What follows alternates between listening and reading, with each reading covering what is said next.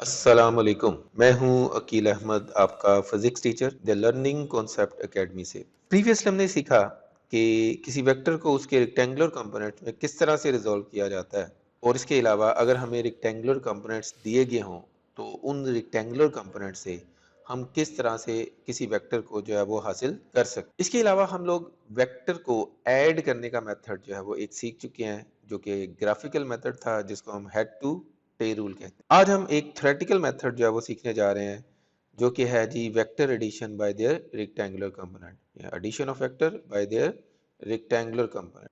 Let's say कि हमारे पास दो वेक्टर्स हैं, ए और बी, और इनको ओ एम और ओ एन लाइन से जो है वो रिप्रेजेंट किया गया है। इस मेथड को डेवलप करने के लिए हम हेड टू टे रूल का सहारा लेंगे, यानी कि हेड टू टे रूल का ही इस्तेमाल करते हुए हम इस नए मेथड को जो है वो डेवलप करेंगे। तो उसके लिए हम सबसे पहले क्या करते हैं कि इन दोनों वेक्टर्स को हेड टू टे रूल के जरिए ज्वाइन कर लेते हैं, जिससे हमारे पास इन दोनों का रिजल्टेंट जो है आ जाएगा, that is R, which is represented by the line O P. अब हम बारी बारी इन वेक्टर्स को इनके रेक्टेंगुलर कंपोनेंट्स में रिजॉल्व कर लेते हैं। Let's say first of all हम वेक्टर ए को इसके रेक्टेंगुलर कंपोनेंट्स में रिजॉल्व करने के लिए इसके हेड से एक परपेंडिकुलर जो है वो ड्रॉ कर देते हैं।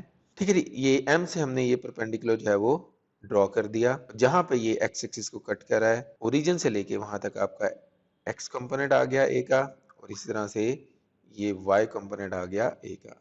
और इसको हम लिख सकते हैं कि ए वेक्टर बराबर है A X I plus A Y J in its rectangular component. इसके बाद हम वेक्टर बी को इसके रेक्टेंगुलर कंपोनेंट्स में रिजॉल्व करते हैं।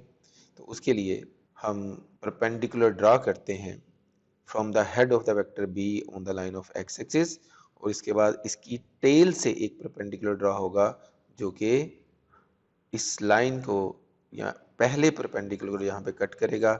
तो इस तरह से हमारे पास जो है वो इस बी के दो कंपोनेंट्स आ जाएंगे, नंबर वन ये बी एक्स एंड ये बी वाई।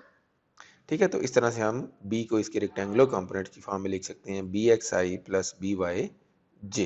अब इसके बाद हम ये भी करते हैं कि जो हमारा रिजल्टेंट आया है उस रिजल्टेंट को उसके रेक्टेंगुलर कंपोनेंट में रिजॉल्व कर लेते हैं। उसके लिए हम एक परपेंडिकुलर ड्रा करते हैं on the line of x axis, और फिर हमारे पास O से लेके इस R तक, जहाँ पे इस परपेंडिकुलर ने कट किया है, आपका आर एक्स कंपोनेंट आ गया, और इसके बाद ये जो आपने परपेंडिकुलर ड्रॉ किया था ये आपका Y कंपोनेंट आ गया।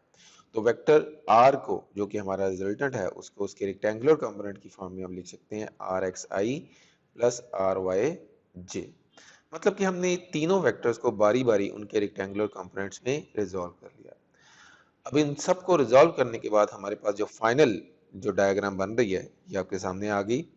तो इस डायग्राम को अगर हम देखें तो इस डायग्राम के अंदर जो ए एक्स बी एक्स है और आर एक्स है, are the X component of vector A B and R, their magnitude are represented by the line OQ, MS and OR। मतलब कि यहाँ पे अगर देखें तो AX is the X component of A and BX is the X component of B and RX is the X component of R।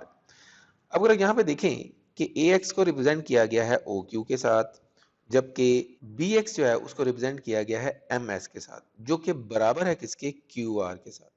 तो इस तरह से हम ये लिख सकते हैं कि ओ आर और क्यू आर का जो सम है वो बराबर होगा किसके, ओ आर के, जो कि रिजल्टेंट का एक्स कंपोनेंट है। तो इस लिहाज से O R will be equal to O Q plus M S आ जाएगा। तो इस तरह से ओ आर की वैल्यू आपके पास आर एक्स, जबकि ओ क्यू की वैल्यू ए एक्स, जबकि एम एस की वैल्यू बी एक्स। इससे हमें क्या पता चलता है कि अगर हम जिन वेक्टर्स को ऐड करने जा रहे हैं उनके x कंपोनेंट का सम कर लिया जाए तो हमारे पास रिजल्टेंट का x कंपोनेंट आ जाता है। अब हम देखते हैं कि जी यहाँ पे A Y B Y and R Y जो है ये क्या है, these are the y component of A B and R. अब यहाँ पे अगर देखें तो हमने ए वाई को रिप्रेजेंट किया है क्यू एम के साथ, जबकि बी वाई को रिप्रेजेंट किया है एस पी के साथ। तो अब यहाँ पे अगर हम इनकी वैल्यूज को पुट करें तो हमारे पास आर पी जो है वो R S plus S P के बराबर होगा, और आर पी बराबर हो जाएगा Q M plus S P. मतलब कि आर पी जो है हमारा बराबर है किसके, are S plus S P के। अब आर एस बराबर है किसके, क्यू एम के, और क्यू एम हमारा किसके बराबर है, ए वाई के, जबकि एस पी हमारा जो है वो बी वाई के बराबर है। तो इस तरह से आर वाई हमारे पास आ गया ए वाई प्लस बी वाई। तो जिससे हमें ये पता चला कि अगर हम जिन वेक्टर्स को ऐड करने जा रहे हैं उनके y कंपोनेंट्स को ऐड कर लिया जाए तो रिजल्टेंट का y कंपोनेंट आ रहा है। मतलब ये हुआ कि हमारे पास रिजल्टेंट का x कंपोनेंट भी आ गया और y कंपोनेंट भी आ गया। अब हम आसानी के साथ इस वेक्टर को लिख सकते हैं कि वेक्टर r आपका बराबर है R X I plus R Y J, जबकि A X plus B X जो है वो आर एक्स की वैल्यू है और आर वाई की वैल्यू है आपके पास ए वाई प्लस बी वाई। इसी तरह से अब हमारे पास वेक्टर r जो है वो rectangular component of the vectors की फॉर्म में आ गया हुआ है हमारे पास। अब अगर हम इसकी मैग्नीट्यूड निकालना चाहते हैं तो आसानी से हम इस यहाँ पे मैग्नीट्यूड ऑफ ए वेक्टर का फार्मूला यानी कि x component square plus y component square लगा देंगे तो हमारे पास A X plus B X square plus A Y plus B Y square whole under root जो है वो r की मैग्नीट्यूड आ जाएगी। मतलब कि अगर हमें जिन वेक्टर्स को ऐड करना है उनके x कंपोनेंट का सम कर लें और y कंपोनेंट का सम कर लें, उसके बाद स्क्वायर करके ऐड कर लें और अंडर रूट ले लें तो आपके पास रिजल्टेंट वेक्टर की मैग्नीट्यूड आ जाएगी। सेम इसी तरह से अगर हम इस वेक्टर की डायरेक्शन जो है वो मालूम करना चाहते हैं रिजल्टेंट की तो उसके y कंपोनेंट को रिजल्टेंट के x कंपोनेंट से डिवाइड कर देंगे तो हमारे पास जो है उसका टेन इनवर्स लेने के बाद जो है वो डायरेक्शन आ जाएगी। तो आर वाई की वैल्यू हमने यहाँ पे पुट कर दी है A Y plus B Y, जबकि आर एक्स की वैल्यू है A X plus B X. तो इस तरह से हमारे पास जो है वो direction of the resultant vector आ गया। अब इसको अगर हम जनरलाइज कर लें कि अगर हमारे पास अगर दो या दो से ज़्यादा वेक्टर्स हैं तो उसको हम सिंपली हम क्या करेंगे, तमाम वेक्टर्स को उनके रेक्टेंगुलर कंपोनेंट्स में रिजॉल्व करेंगे और उसके बाद x कंपोनेंट का सम करेंगे, y कंपोनेंट का सम करेंगे और उसका स्क्वायर लेके ऐड कर लेंगे तो रिजल्टेंट की मैग्नीट्यूड आ जाएगी। और फिर तमाम वेक्टर के y कंपोनेंट के सम को अगर हम x कंपोनेंट के सम से डिवाइड करें और उसका टेन इनवर्स ले लें तो हमारे पास डायरेक्शन आ जाएगी। अब यहाँ पे हमारे पास जो एंगल थीटा आ रहा है that is the angle which the resultant vector make with the positive x axis. हाँ जी, अब डायरेक्शन से रिलेटेड जो है हमारे पास कुछ पॉइंट्स हैं। ये जो आपके पास थीटा के लिए जो फॉर्मूला आया that is applicable only when your resultant lie in the first quadrant. मतलब ये फार्मूला जब हम डायरेक्शन को निकालने के लिए अप्लाई करते हैं तो ये हमें नियरेस्ट एक्स एक्सिस के साथ एंगल बताता है। लेकिन हमारी जो रिक्वायरमेंट होती है वो होती है कि angle with the positive x axis, यानी कि हमें जो रिजल्टेंट वेक्टर हमारा आता है उसका एंगल रिक्वायर्ड होता है with the positive x axis. तो अब हम उस रिक्वायरमेंट को किस तरह से फुलफिल करते हैं, सबसे पहले तो हम ये देखते हैं कि हमारे पास जो रिजल्टेंट वेक्टर आया है उसके x और y कंपोनेंट का साइन क्या है। अगर तो दोनों कंपोनेंट के साइन पॉजिटिव होंगे तो इन दैट केस आपके पास जो है वो आपका रिजल्टेंट फर्स्ट क्वाड्रेंट में होगा। जैसा कि यहाँ पे आप देख रहे हैं कि जी आपका जो रिजल्टेंट है वो फर्स्ट क्वाड्रेंट में लाई कर रहा है। तो मतलब जो फार्मूला हम अप्लाई करते हैं